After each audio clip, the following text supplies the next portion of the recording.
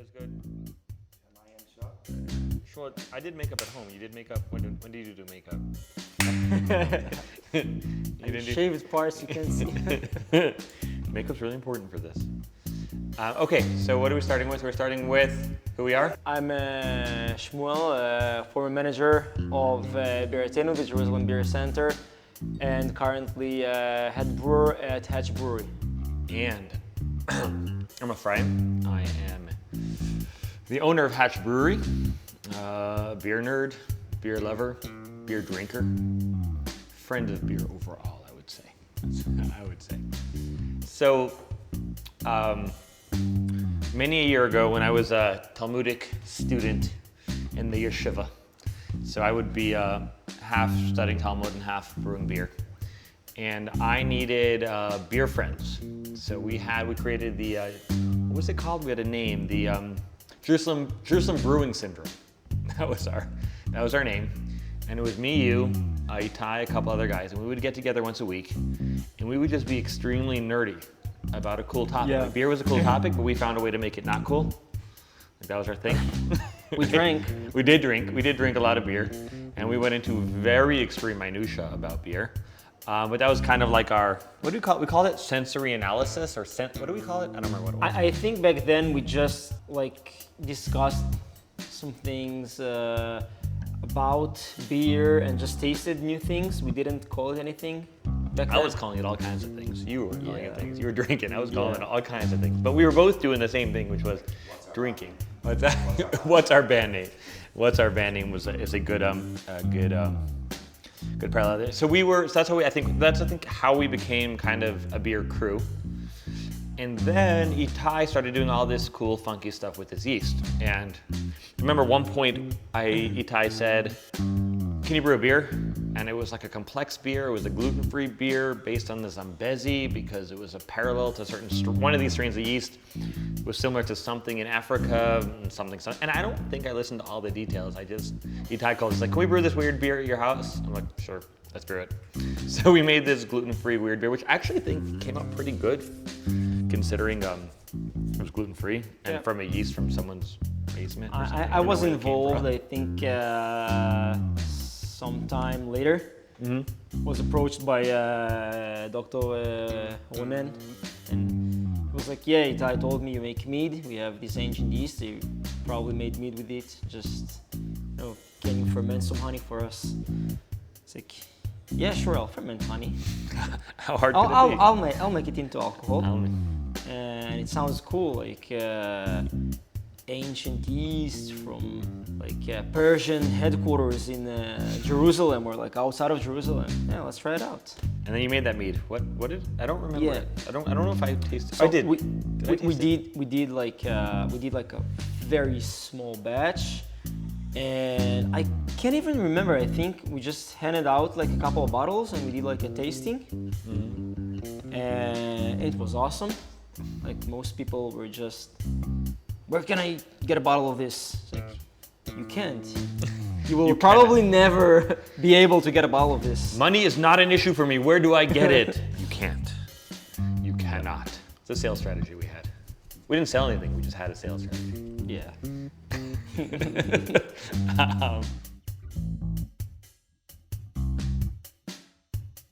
Okay, so that was the mead that you made.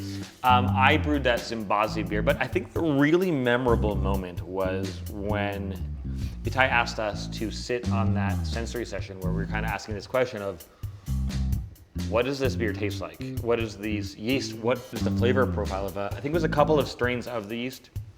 And it was such a surreal experience for me. It was really surreal. It was like in Itai's living room. It was a group of beer judges, right? We were that first generation of beer judges in Israel. And we were given these beers and this kind of papers, and it was like, taste this. What are you tasting? Is this, what's it taste like to you? And it was so surreal because it was, maybe I'm projecting, but for me, fermentation matters a lot. And not just because I love beer, which I do love beer, but it's because our society's become so plastic. Our food has become so mechanized and so disconnected. And for me, like, it's like conquering back. Like, the kohlrabi that's fermenting on my counter right now is like, I don't know, reconnecting me with... Take the power back. With other. Over your Take food. me back, right? And I think that that's kind of in this rise of, the sourdough movement. I don't think it was just because people were bored during COVID. I think it was this latent energy of like, I want to be connected. I want to be connected back. And to sit in Jerusalem, which is it's a trippy city overall. It's like, we live our mundane lives here and we yell about the traffic, but like it's this ancient city of war and prayer and conquering and desolation and stories and religions in plural. And to sit in a basement with friends from a very varied background, me being religious, not religious, it was just like this whole spectrum of random people who were all like beer judges or beer geeks, sitting and asking this question of, does this ancient beer product have relevance? And we had this kind of concrete beer in our hands, right? We had this beer and we're like, does this story continue? Can this beer be connected to something that was before us? And is this story still going on? And there was such a feeling for me of like connection. It was like, I don't know, it was a perfect fermentation moment, if I could say. If that's a thing, it's not a thing, but if that would be a thing, that would be a perfect fermentation moment for me. Like, connection. Yeah, I think for me it was always about, like, about maturing. Like, as a teenager, I would rebelliously drink some, light lagers and whatnot. Rebelliously making mead is not so gangster, I have to say. and then you're like, okay, maybe there is something to it. I'm gonna try to make it myself. I'm gonna try to make it better. And somehow everybody that makes beer ends up like making sauerkraut and sourdough bread and whatnot. It's being alive. But for this project, I remember this moment at which we were going to the university to drink some beers. We had a sensory panel, and I felt like I called my wife like, no, I'm gonna be late tonight. I'm going to the university to drink beers for science. That's where the term sensory panel came in. You go to drink beers again with the guys? No, honey, it's a sensory panel. It's a third sensory panel this week. we have to get these flavors. Yeah, to right. dial it in. We got to dial it in. We have a spider graph, honey. I'll send it to you. At that point, we've assembled, I think, guys from all over the country. For sure. Yeah, we had guys from the Medellin, south. from South, and we just had this massive tasting of like maybe 3, 4, 5 different beers. It's not a massive tasting. It's like breakfast. Yeah, but no, it's like we were a lot of people in It was like also very detailed. a very It was going through every parameter. It was like, how does this look? How does this taste? What was the mouth? I remember it was very thorough. It was a test for us as much as it was for the beers, and later on we made some bigger pilot batches with some of the yeasts, and it was like, okay, cool. We have these yeasts from ancient source we don't know a lot about. They've only been tested like twice before, like maybe a gallon at a time. And now we're gonna make something bigger. And I have very little knowledge about ancient brewing techniques, so just made modern beer using ancient yeast, and it actually worked. And it blew my mind. Like with the mead also, it's like it produces alcohol, it tastes good, like people want more of this. For me, there was an angle there that was so trippy though of like growing up as a yeshiva student and studying Talmud and ancient texts for all the day for many, many years, and reading about historical beer brewers like from 2,000-3,000 years ago that were just, there were a lot of beer brewers in this part of the world, and to like grow up studying these texts and then be making their beer, like what a trippy experience, like in their spot with their beer. Like if I would want to meet the people from the text, I would want to have a beer with them. This might be the beer I would have with them,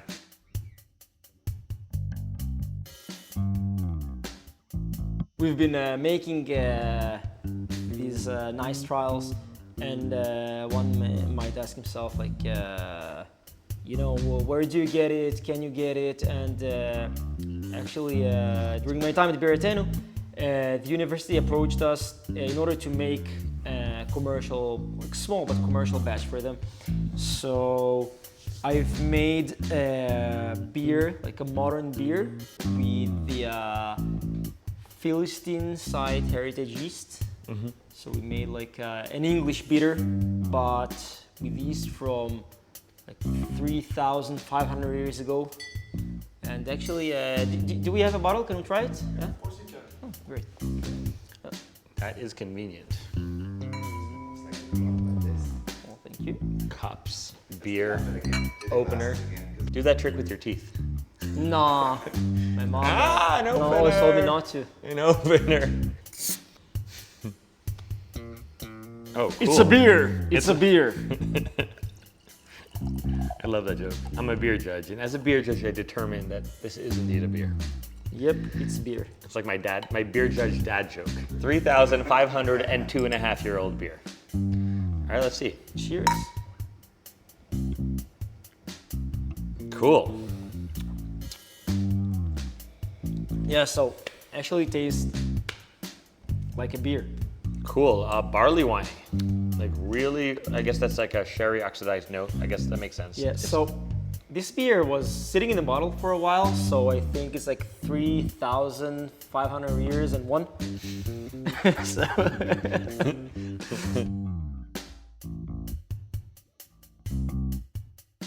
we have this retro notion of people getting back to making things, their own things at home, knowing what's going into your food. So you bake at home, you brew at home, you pickle at home, and now you can do it with ingredients and traditions of what you had like millennia ago. I think it's awesome. Like, I think most people at least heard about ancient processes and, read in books like about ancient recipes or whatnot, but like how often do you get the chance to actually use an ingredient that old and that authentic? Yeah, but it has like a funny flavor to me because it's weirdly old new in the sense that it's the oldest ingredient because it's actually the old one, but it's only modern technology that was able to isolate it, identify it, and make it something that we can propagate and use.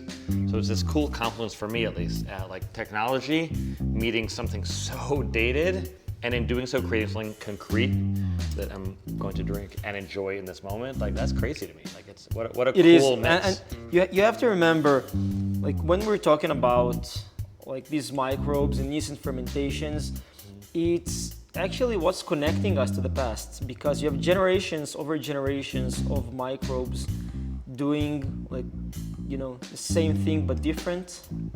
And this is what we can utilize to make our foods, and it's actually what brings a character to a region in its food making process. Yeah, as you were saying that, something hit me for the first time that I don't think I've ever thought about before, which is that microbes are not just what make our food and not just the stuff around us. It's our literal biome is bacteria. What it means to be an alive, healthy human being is to have bacteria and a whole lot of stuff going on in some kind of format. So like tap into another era's biome or biology, or it's probably a better word for that, but like it's not external to what it is to be alive. It's life itself. It's the actual organisms that make up what it is to be a human, to be a... I think, what we just made me realize, I think the an cool energy problem. point of this, I haven't actually seen before, is the fact that it's from different time, but the same place. Yeah, the place So, to tell. so it's here, it's geographically from here, but time-wise it's ancient. So it was lying dormant as if it was waiting for us to extract and use. And like it has like a Return of the Mummy vibe also, because it's not just you like found a pottery, it's you found something that's actually consuming things, consuming sugars, producing alcohol and CO2. It's alive. And I hope it's not cursed, because that would be this would be the beginning of a really bad plot of a very niche movie. It's a cursed yeast. You've awoken the yeast. The zombie. It keeps making oxidized beers. It makes everything it comes into context oxidized. But this is the fun thing. Such a bad movie. With the batches we've made so far, I was astonished. Like, you know, as a beer lover, as just a drinker, you know, it blew my mind that you can make something tasty with it. You know, I can finish a whole glass of it. I can have a second one. It has a cool character. I'm getting stone fruit on this. Much cleaner than I remember it. Really good, like, I think it really did. Yeah. It really aged well. Yeah, so by now it's an aged beer, but it's fruity, it's but nutty, right below that aged character, right below the aging came from your malt bill, by the way. This is not the yeast's fault.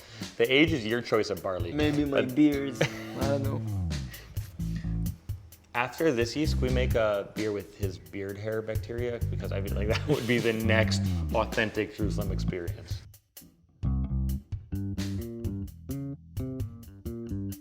We kind of think that this is old yeast, and now we're in real life, and that's them.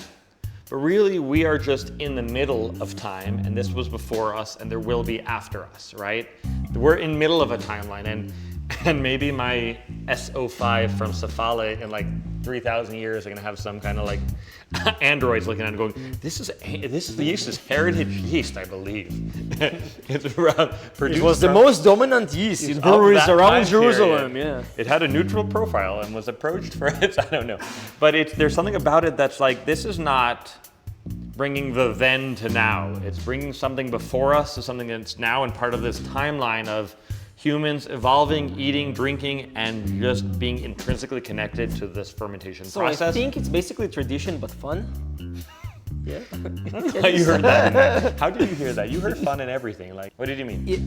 I mean the fact that we are not, in a sense, renovating, but keeping something alive or bringing back to life, but it's not like actually bringing up a mummy, because this is something that you can just keep on, you know, if we did cultivating, bring a mummy, we would give him this. So that would be like probably. Yeah. He would be prepared for that he scenario. wouldn't sell it for any less. I would like to be prepared for that scenario. But what we're doing is just keeping alive this, you know, this thing that was probably essential to people's lives and was fundamental to their everyday life. It is mind-blowing to make it relevant today. Like, how much of what we bring up from the past is like a cool article that I'll read while I'm on the restroom, you know, like that's a cool article, like, but like this is not. This is relevant from that time. We are going to drink it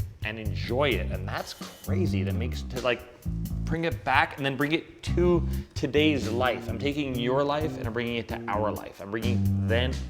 Yeah, but we're thinking we have the tendency to think like, you know, Industrial Revolution. We have beer accessible to every household.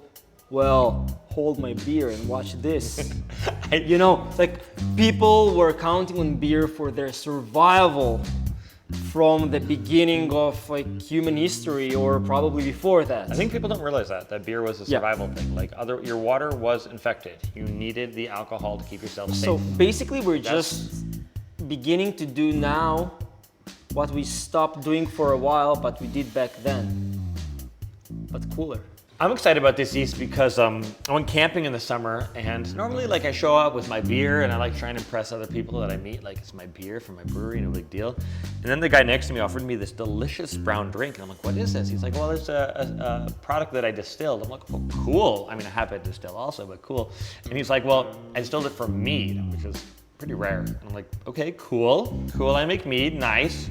He's like, it's mead from honey that I grew. And I was like, damn it, I hate the north of Israel. That's where all the hipsters are, and like, damn you. But now I can find that guy. I don't know his name. I think it was Edon or something, and show him, yeah, but how old was your yeast, my man? Okay? I could then finally outdo the nice guy in the tent with the delicious drink that beat me on the hipster off. Edon, I'm gonna find you. Can't have any. No, you were really nice. You actually gave me a bottle. That was really nice of you. Thank you. It's delicious. All right, that was my joke. That joke's over. I realize the guys from the university extracted a lot of yeast, but we've only had experimented with 3 major types. Right? And we did like 1 or 2 batches with each. Maybe. We have no idea how to handle them in the best way.